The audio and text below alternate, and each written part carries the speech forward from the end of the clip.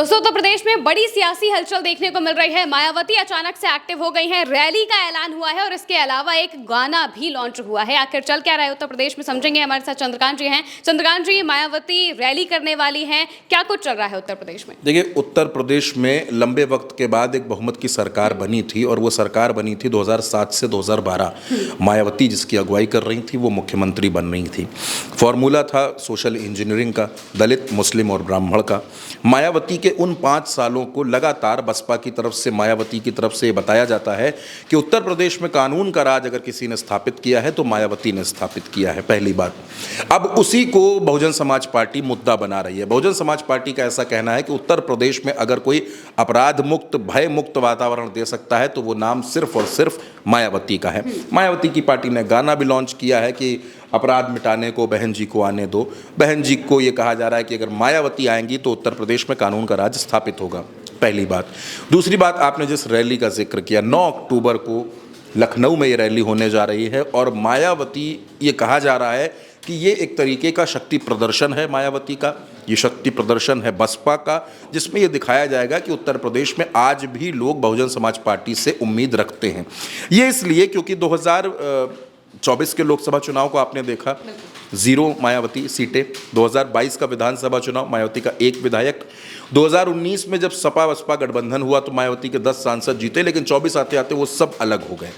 2017 में खराब स्थिति थी मायावती की, लेकिन अब मायावती ये चाहती हैं कि एक बार फिर कमबैक किया जाए, पूरी ताकत से लड़ा जाए। आकाश आनंद और जो अशोक सिद्धार्थ हैं उनकी वापसी हो चुकी है, जिम्मेदारियां दे दी गई हैं। अब मायावती का जो फोकस है, जो एजेंडा है, वो है उत्तर प्रदेश का विधानसभा चुनाव। और आप जानती हैं कि मायावती की जो कार्यशैली है, मायावती के जो काम करने का तरीका है, वो चुनाव से 1 साल पहले प्रत्याशी डिक्लेयर कर देती हैं। तो माना यह जा रहा है कि जैसे ही जनवरी का महीना आएगा, मायावती का जब जन्मदिन होता है 15 जनवरी को, उसी के बाद से मायावती प्रत्याशियों की घोषणा करनी शुरू कर देंगी। और जो फॉर्मूला है वो इस बार चेंज ये हुआ है कि दलितों को तो मायावती को जोड़ना ही है, लेकिन इसके साथ साथ मुस्लिमों को और पिछड़े और अति पिछड़े, इनको भी मायावती जोड़ना चाहती हैं। क्यों? उसके पीछे 2 रीज़न हैं।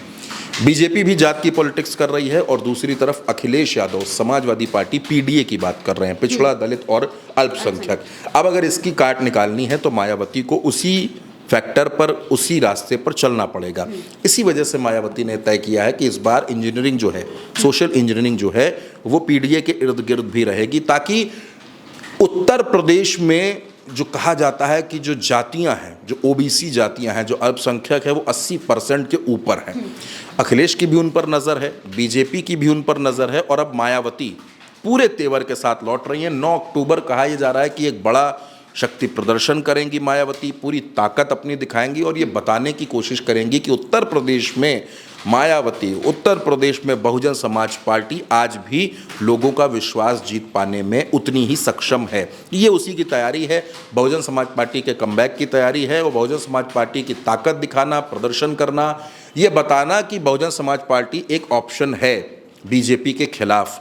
बीजेपी के खिलाफ सिर्फ समाजवादी पार्टी ऑप्शन है। ये एक जो थ्योरी 2017 से बनी हुई है, 2017, 2022 से 2027 में मायावती इस मिथक को तोड़ना चाहती हैं। वो ये बताना चाहती हैं कि मायावती आज भी उत्तर प्रदेश को वो अनुशासित शासन दे सकती हैं जिसके लिए वो जानी जाती हैं। और आप ये मानकर चलिए कि 9 अक्टूबर को उसी सिलसिले में यह शक्ति प्रदर्शन है। अब 9 अक्टूबर को मायावती ऐलान क्या करती हैं? पहली बात, क्योंकि कहा यह जा रहा है कि कई पुराने नेता जो बसपा का साथ छोड़कर चले गए थे वो बसपा में वापसी कर सकते हैं।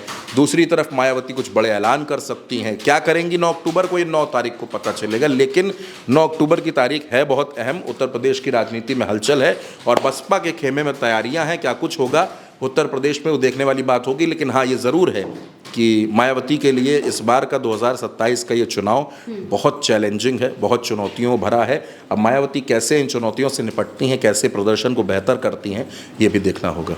बिल्कुल, यानी उत्तर प्रदेश में अब पंचायत का चुनाव आने वाला है और इसके बाद विधानसभा चुनाव आने वाला है और इसीलिए मायावती अभी से पूरी ज़मीनी स्तर पर तैयारियां शुरू कर रही हैं। रैली का ऐलान हो चुका है और इस रैली में कई बड़ी घोषणाएं भी हो सकती हैं। देखना होगा कि आखिर वो करती क्या है। फिलहाल के लिए मेरे साथ इस चर्चा में इतना ही। आप देखते रहिए भारत एक सोच।